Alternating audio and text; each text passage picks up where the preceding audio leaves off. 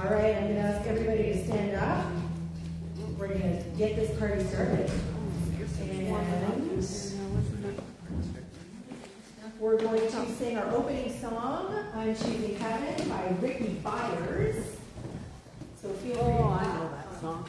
I'm choosing heaven today. How are you? Welcome back.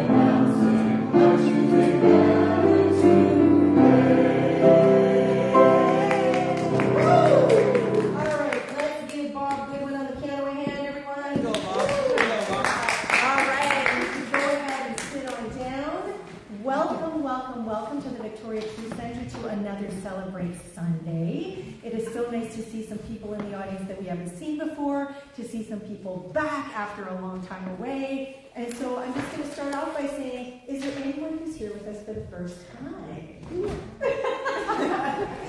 Welcome, Stephanie and Joey. Thank you for coming by. And may I ask, what brought you in today to the Victoria Truth Center? Just a quick answer.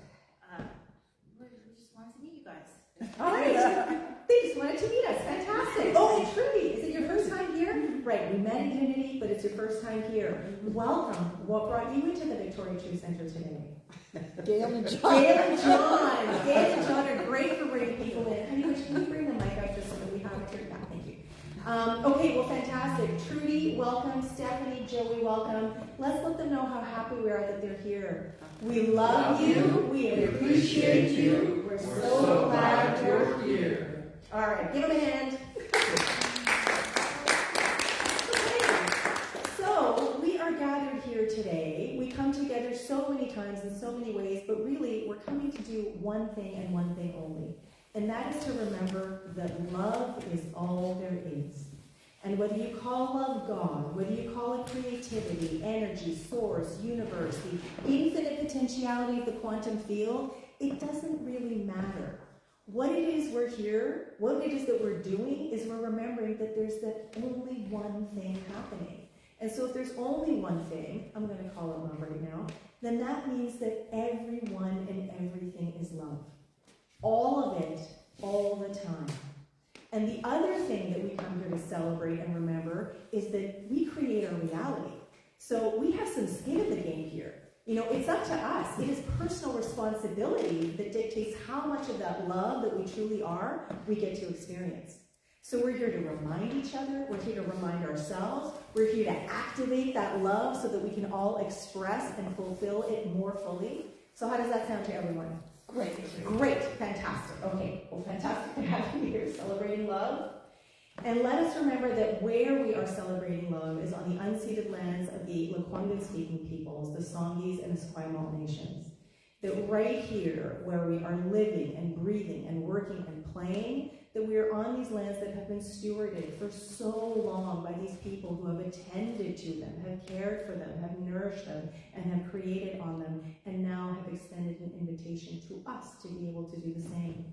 So if we take a look at some of the values that are revered by the Songhees and Esquimalt nations, strength, integrity, vision, and stewardship, these are qualities and values that we can all embody and embrace more fully.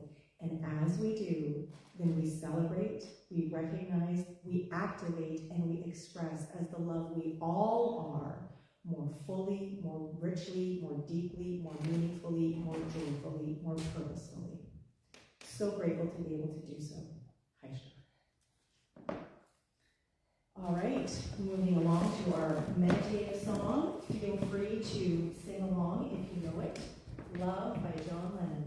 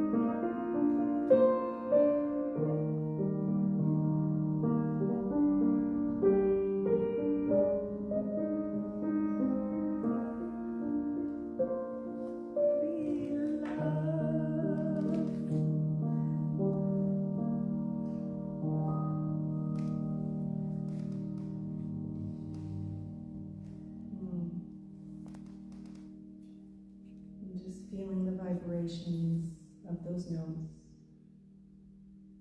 the melodies, the spaces in between, knowing that what is being stirred and activated within is the love that we truly are, the love that is the only thing that is ever in and at play, the one thing going on. And so as I lean into this feeling, as I lean into this vibration, as I open up to the love that I know myself to be, I know the exact same truth for this community known as VTC, the Victoria Truth Center. And so knowing that there is that in each and every individual present, whether in person or online, that is love, that is this incredible, amazing, epic beauty and intelligence, power, presence, and profundity. I'm so grateful to know that our time together today is founded in and as that love. So as we move into the rest of our time together, I am grateful to know that love continues to express, love continues to radiate, love continues to emanate from each and every pore of each and every soul, fulfilling itself more furiously, more deeply, more greatly, more joyfully, in, through, and as each and every individual, each and every moment of our time together. So in gratitude and appreciation, and with so much celebration, I release my word as love, knowing that love is all there is. As together we say, and so it is.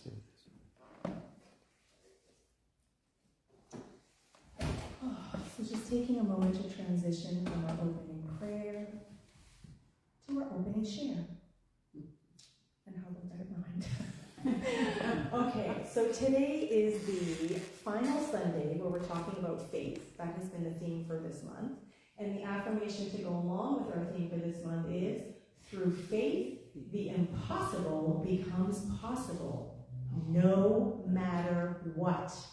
A little Tom Costa for people in California who are tuning in. So I would love to know, how is this landing for people today? For people who have been coming, we've been talking about faith, and it's been layered and layered and layered from Sunday to Sunday, or Wednesday if you've been here too. And then there's some people who are new here for the first time, and then there's some people who haven't been here all month and are returning. So in this moment, with this opportunity to lean into what faith looks like, what it feels like, how it's showing up, who would like to share? Glenn's got them like at the ready.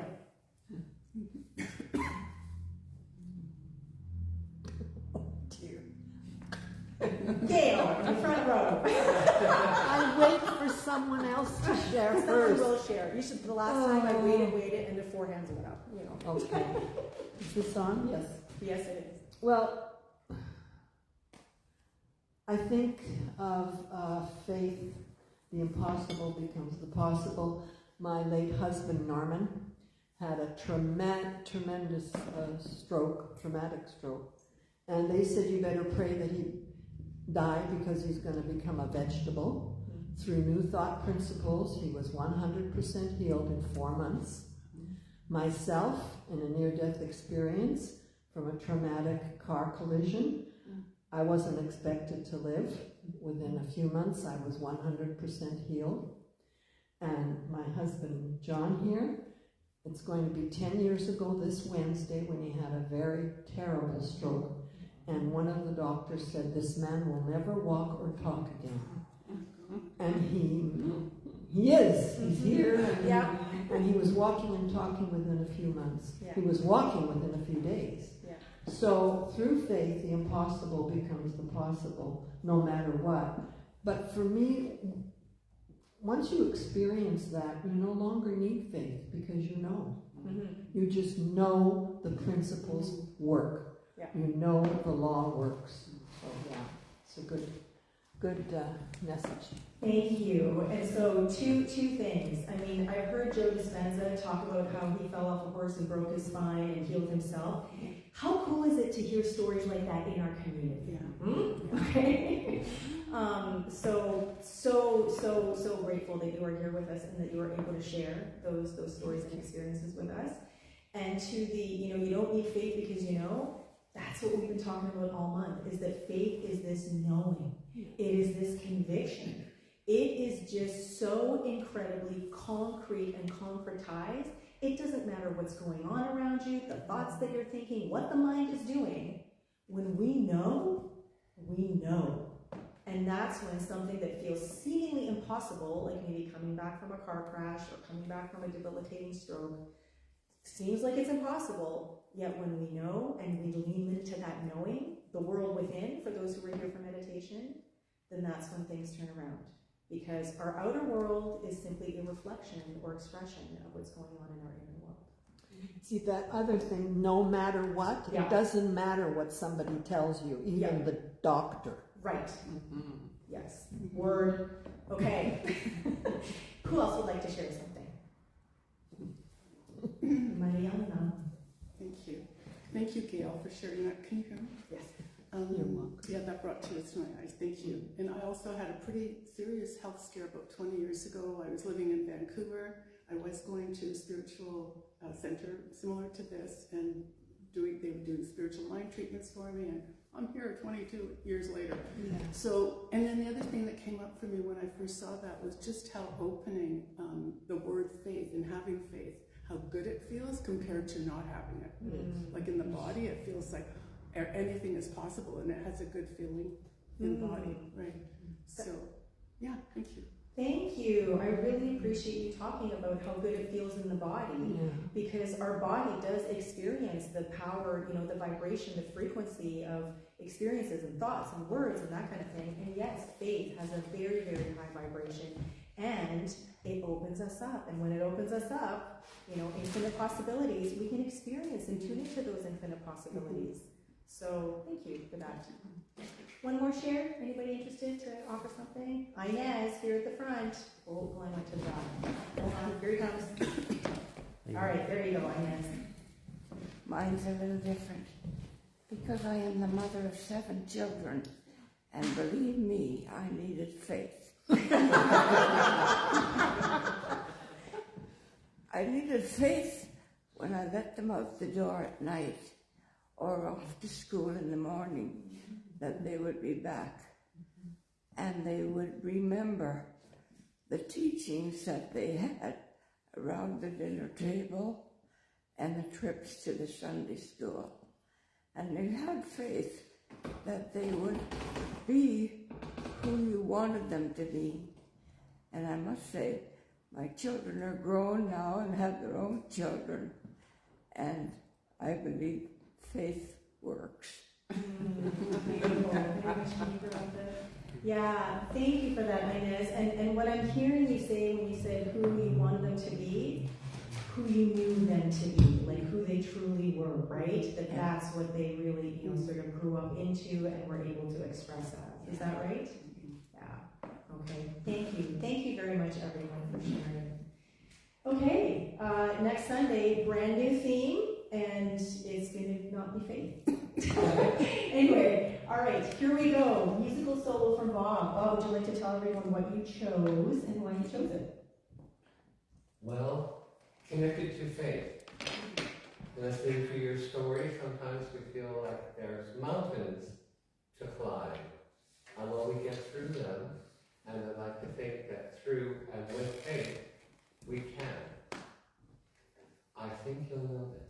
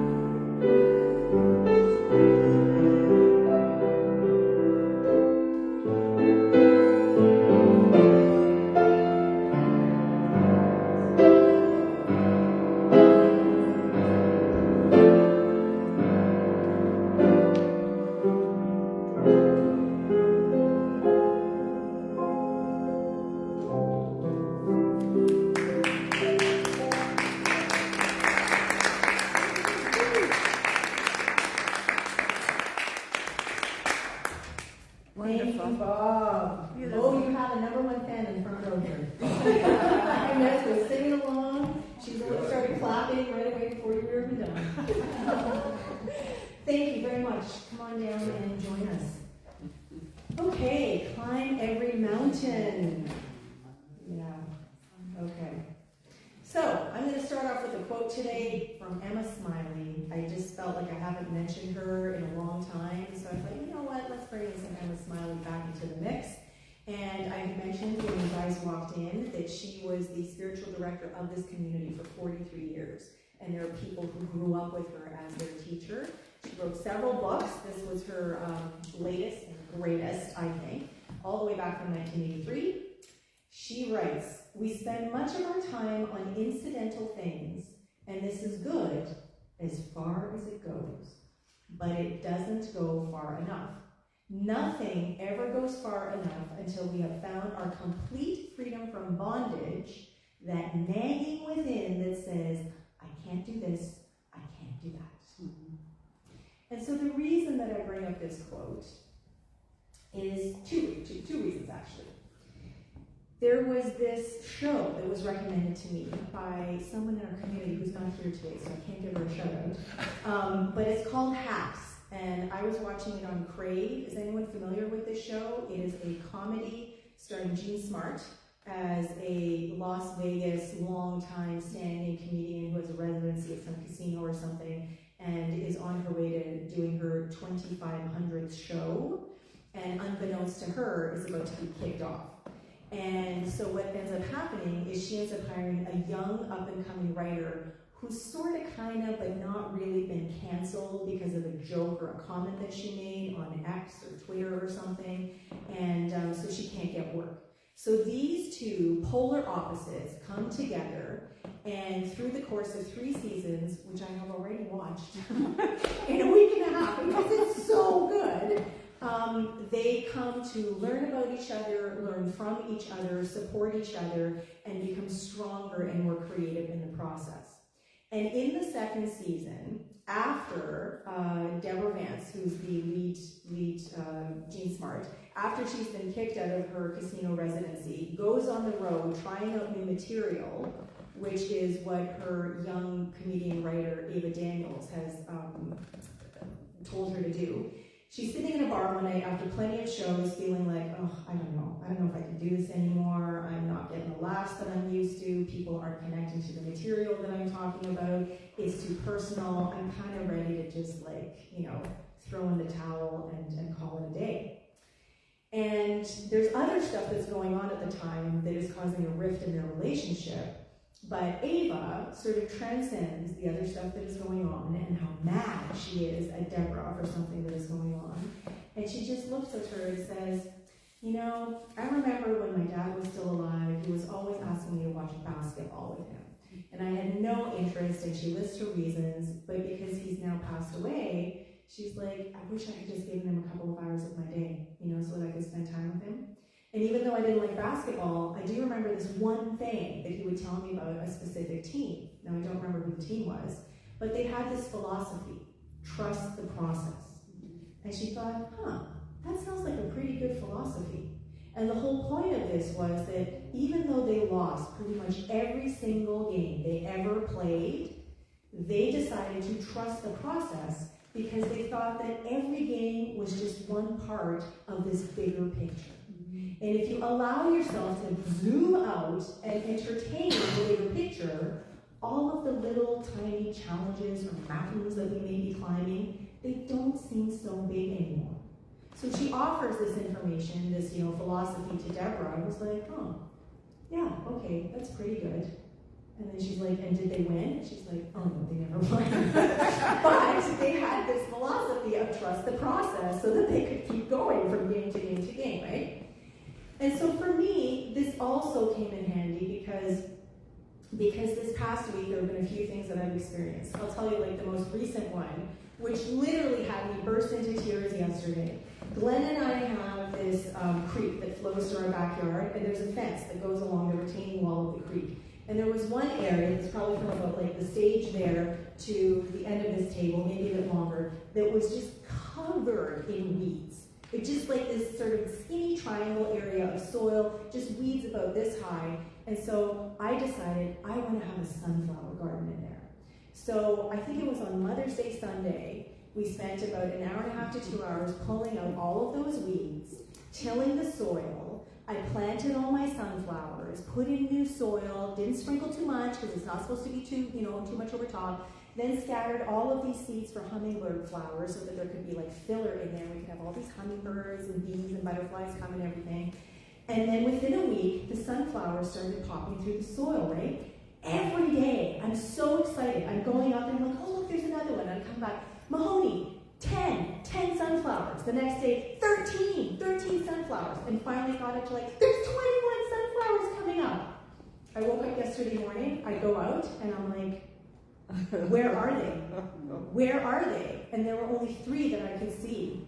And I'm looking, I can't, and then I'm like, wait a minute, that looks like a stem where there was a sunflower. And it just broke my heart. Now this was on top of a whole bunch of other stuff that had happened, but it was something that I just felt so connected with and so happy and so inspired by. And then to see, all of these leaves and all of these seedlings just completely obliterated. Oh my gosh, it was such a disappointment. Well, I went online and I looked it up, and apparently it's cutworms that live in the soil, and they come out at night and they eat leafy little seedlings.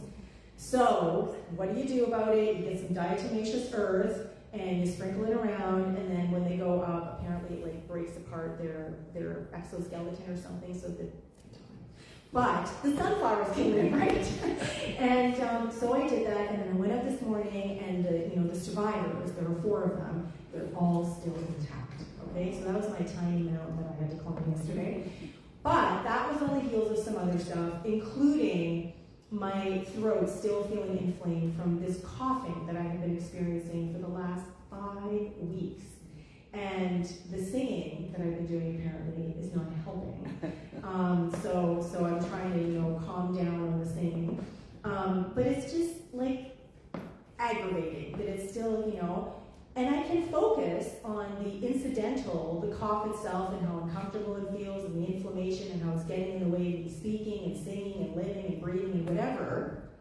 Or I can let that go, which is a constant process these days. I can let that go and I can turn within. And I can just accept this is just what's happening. It's not a commentary on how I'm taking care of myself. It's not something in life, some germ, some virus, whatever, trying to take me down. It is an opportunity to just be with what is, and then at some point to know, bigger picture, trust the process, that there is some kind of gift or opportunity in this experience that I'm having right now. I don't know what it is right now, but I know enough to know that there is a gift and opportunity, even a blessing in what I'm experiencing.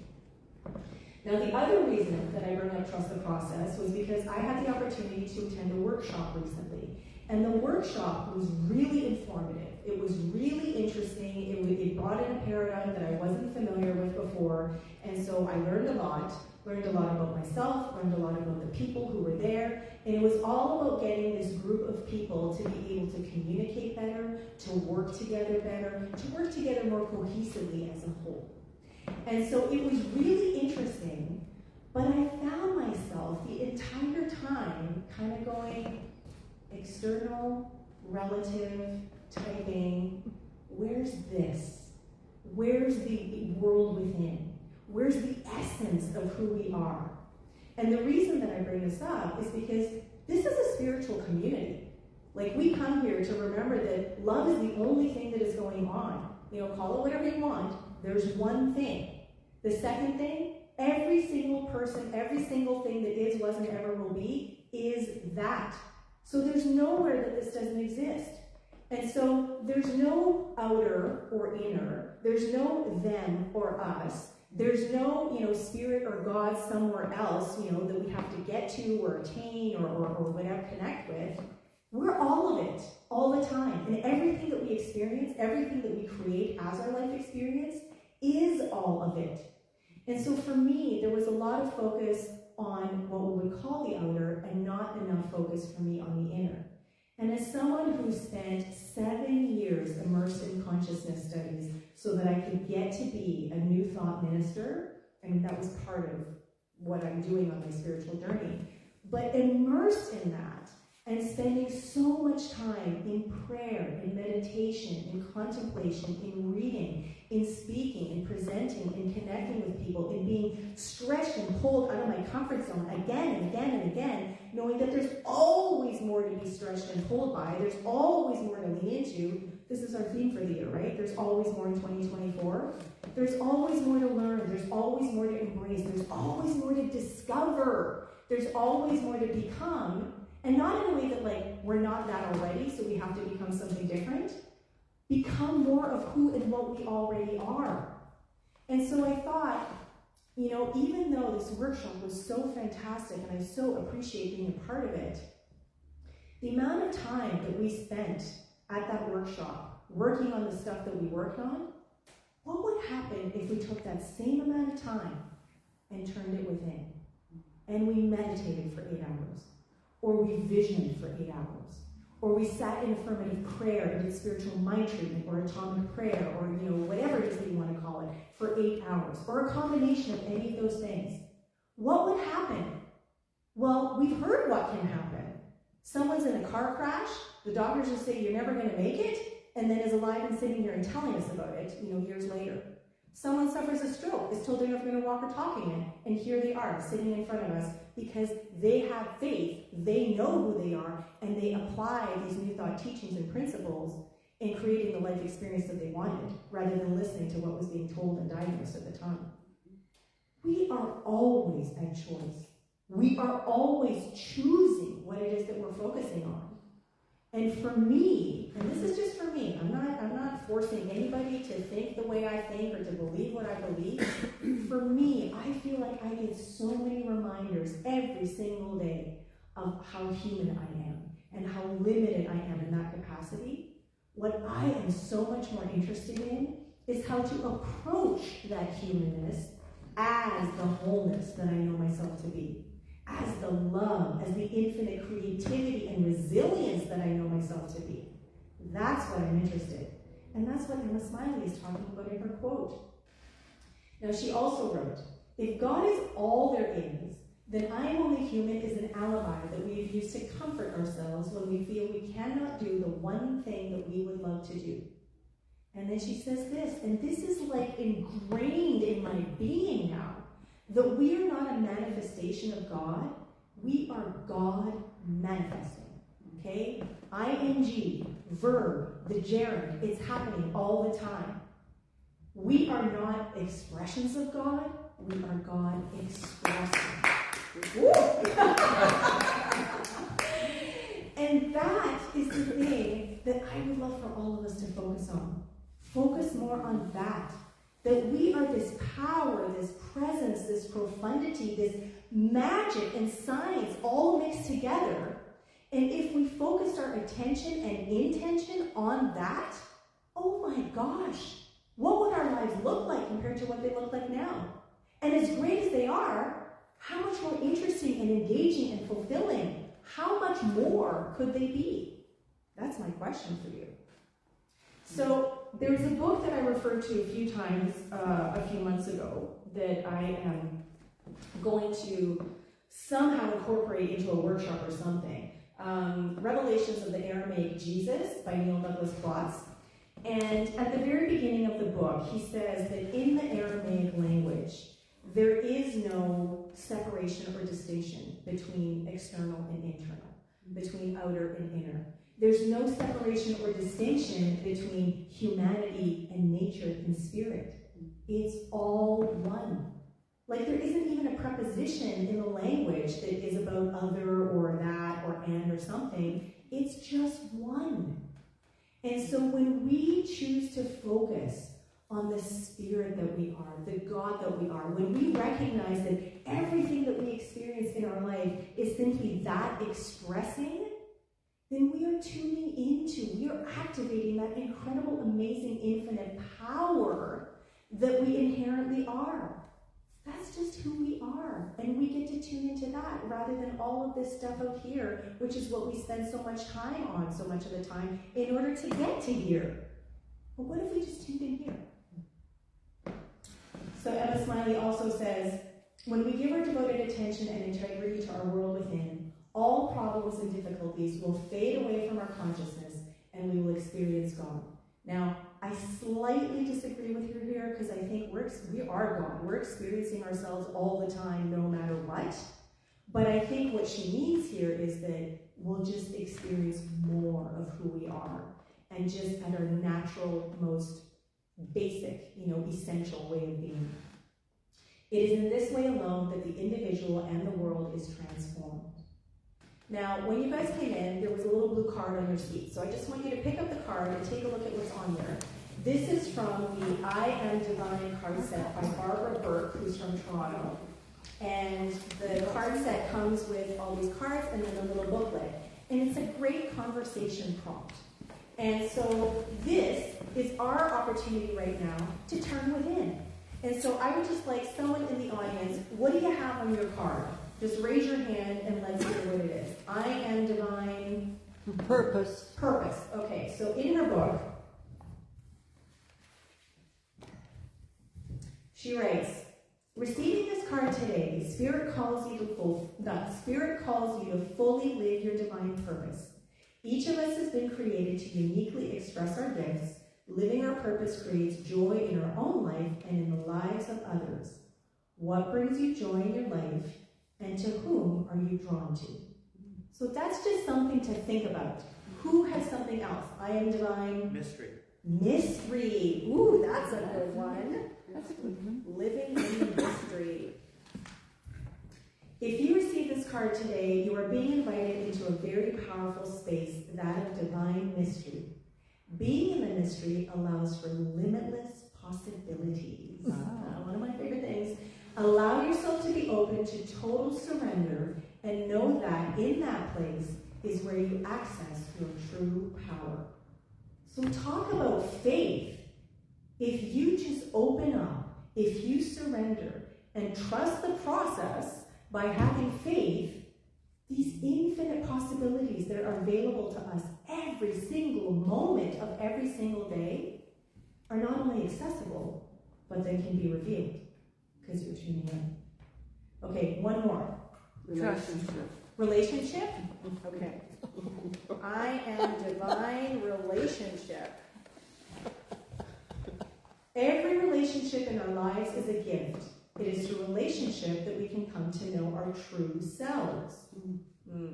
How true is that? Right? Because we are all reflections of each other, right? And so we've talked about this before. When we see someone or meet someone or think of someone who we think, oh, that person is amazing, that person is so kind and joyful and fun to be around or whatever, we recognize that because these are things that we value in ourselves. But the same goes for the other thing, right? That person drives me nuts. I can't stand them. They're getting on my last nerve. A reflection of what's going on within, right? Where's my work to do in this? Where's the shadow work? What is it that needs some tender, loving care and attention from me now? It is often said that every relationship we have in our lives acts as a mirror for us. A mirror reflects what is there in the moment. When I am in judgment of another person, I am merely judging that aspect of myself. I should have just read ahead. Aspect of myself. Each person is bringing me a special gift, helping me to become more aware of feelings that live inside myself.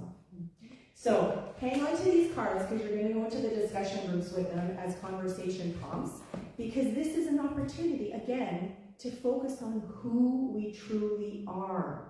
And whatever the word is after I am divine, to see that aspect of ourselves as the love and the light and the infinitude and the creativity and the resilience that we truly are, rather than from the external, as in it's something that is separate from us or something that is happening to us. Okay? So the last thing that I want to leave you with is a quote from Maria Namath from The Energy of Money. Hidden in our souls are the dreams that express our life's purpose and the intentions that lie at our core. If we just trust the process, the creative process of life, if we just have faith in ourselves that all the answers to all the questions that we could ever have, all the resources that we could ever require, all the opportunities, all the people, everything for us to live our most amazing, engaging, fulfilling, fantastical life, that all of that already exists, instead of continually fiddling with what is on the outside, trying to get to this, how much more amazing and engaging and fulfilling and fantastical could our life be? Well, as always, the choice is up to you. Thank you, and so it is. Okay, so now, for those who haven't been here before, we are moving into some conscious conversation. So I'm going to suggest that both sides of the room may be split up into smaller groups so that everybody can have a chance to talk. And if someone needs to go over from this side of the room to here to join some people, that would be helpful, because this side of the room is a little heavier today. All right? And then when you're done, I will ring the bowl to say we're done. Okay? And so use those cards. See what's on the cards. See what chose you. And bring it into the conversation.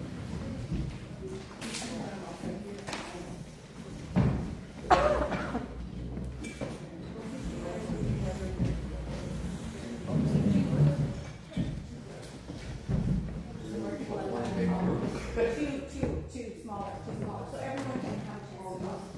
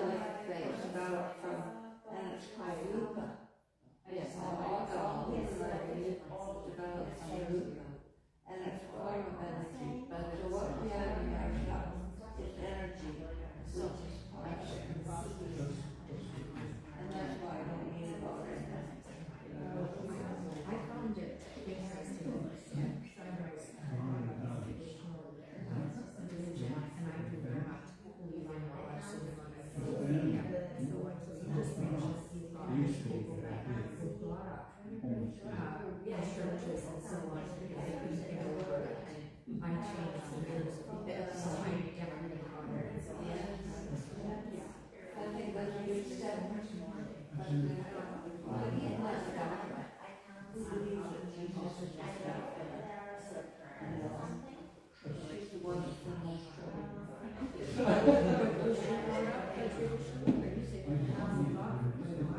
Yeah, no, she is connected. No, she's still hanging on to the line. Jesus is looking after the idea. Did you send her to church? Oh, yeah. Okay. Just curious. And that's the thing. So if you want to ask me, I don't mind. No. It just gives me a lot of food for thought because, of course, I was brought up in a traditional church as well. We all were, aren't we? And you sort of sit there and it sort of gets ingrained in you. That this is a belief that somewhere there, like you like to think there is this place that we can turn to. So I think our humanist kind of says that there's a God in heaven. And I think we're afraid not to believe it. We're afraid if we don't believe it, we won't go there. Well, but we like to think that we hear God. We talk about God. So some people may question, well then where is your God? And yes, we are representatives, and they're supposed to be God acting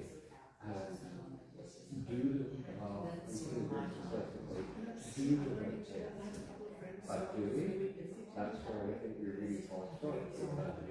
Mental effect of you on the look at this and go, oh, whereas we need to step back and really assess the situation and find out everything and also and make sort of and we've got a scripture to say that there's other grounds of possibilities. And that's one thing I've always been talking about. I've always said to myself, open. I'm not asking help sort of poo-poo something because you just buy in with everything. Just to know it's important in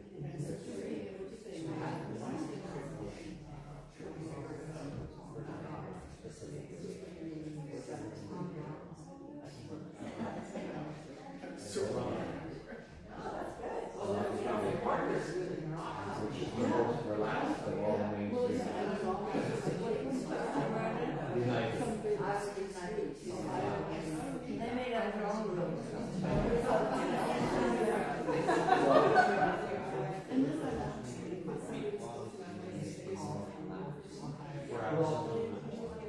When you take a look at this, just take a comparison of what the church will do and other traditions such as yours. Your focus kind of moving in the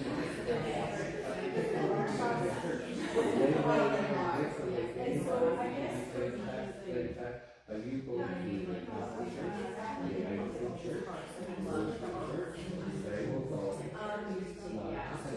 Although you're supposed to be Catholic Church, that he is blessed, saying that apostolic. Wow, that's a huge step for the Catholic Church. Whether that actually will come to be, I don't know, but that's why I say you take the United Church, it is considered a mainstream religion at one point in time, but it is sort of and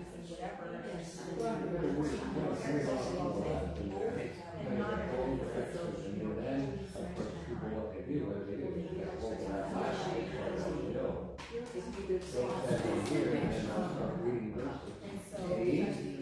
And so how do you justify doing this? The Bible, whatever. No authority really. And be more accepting. And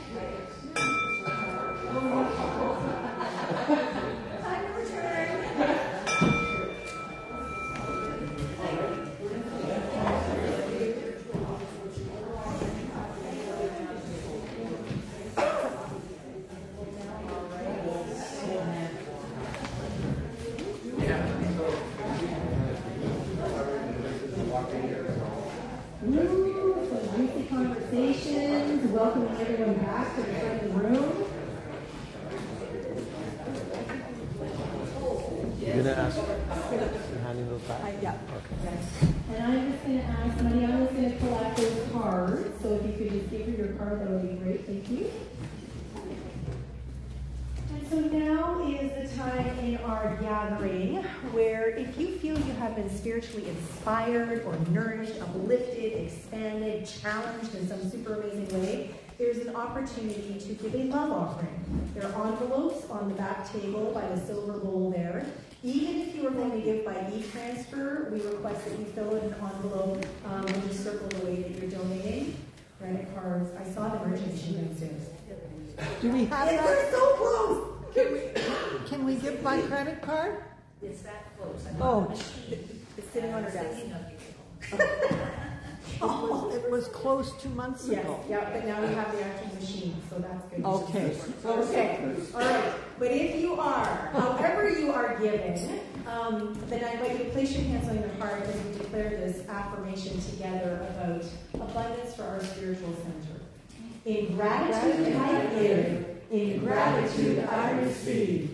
By joyously contributing to my spiritual center, I celebrate the infinite possibilities of living life lovingly, and so it is. And so I invite you to close your eyes or lower your gaze one more time as we remain steeped in gratitude and appreciation, knowing that our time together has been abundant. Knowing that that abundance that shows up in so many different ways just moves and grooves its way into various aspects of our life and continues to grow and expand and open us up to the infinite possibilities of who we can become. I'm so grateful for our community. I am so grateful for everyone who is here, who comes in person, who tunes in online. I'm grateful for the board. I'm grateful for my co-lead Sherry. And I'm grateful for everyone who has yet to discover what an amazing place VTC is, where we can live life lovingly and build community together. So for everything that has already happened, for everything that is on its way, I say thank you, thank you, thank you. And so it is. So it is. All right, some announcements. This past Wednesday, this is what we did here for Elevate Your Creativity. Ukrainian Easter eggs, it was so fun. There were about 50 people here. Everybody walked away with an egg that they decorated using molten beeswax and dipping in dyes, and it was just such a super creative, amazing time. So we do have another Elevate Your Creativity coming up every fourth Wednesday of the month. So the next one is going to be the fourth Wednesday of June. Healing Circle happening here today, starting at 12:15. If you or someone you know is in need of prayer, then there are prayer request forms on the back table that you can fill out. We're going to bring them into the middle of the circle, and we are going to pray affirmatively. We're going to hold intentions for ourselves, for our community, and then a global one for the world. Okay, that's 12:15 to 1 p.m. today. Monday, tomorrow, the second Music and Mantras is happening with Coraline Ashante on the right-hand side there, and then her special guest, Illyria Kendall, who is bringing her crystal bowls. So it's going to be kind of like a mini sound bath tomorrow. It's going to be really, really lovely from 6:30 to 8:30 p.m. right here at VTC. Wednesday night, Elevate, featuring live jazz with the Elevate Trio. Some people have been here. It is similar to this, but a slightly different vibe. Friendship Sunday, next Sunday. If there is at least one thing that you love about VTC, and I know there's more, then this is your opportunity to bring one or two or more people and celebrate how much you appreciate being part of this community and introduce your friends or your family, to some people that you love. How may I serve? We are still looking for tech support on Sunday. Setup and cleanup is always appreciated. Online social media engagement with the people who are tuning in online. And brand new, the governance committee. If you like attention to detail, if you like policies, if you like rules and regulations and want to make sure and help the VTC is functioning smoothly and legally, then this would be a great committee, a great value for you to be on. So if you're interested, please let me know. I'm the chair of that committee, and we could use one or two more people to round it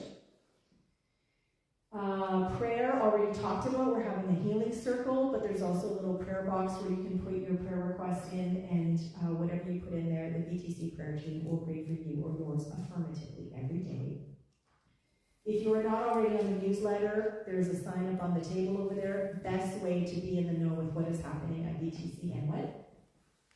Is there anything in the community that someone would like to announce? No? All right, then I'm going to invite everybody to stand up as we sing our final tune, Holy, Holy Way by Ricky Byers. And this is a call and response. You guys are going to sing the red parts.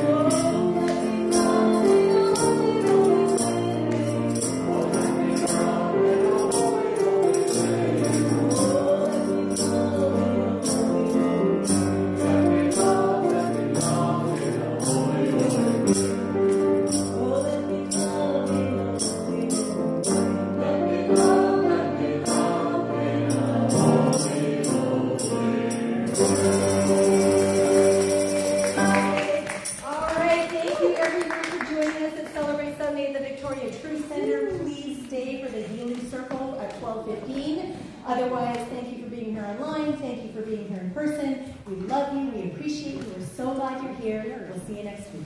Bye.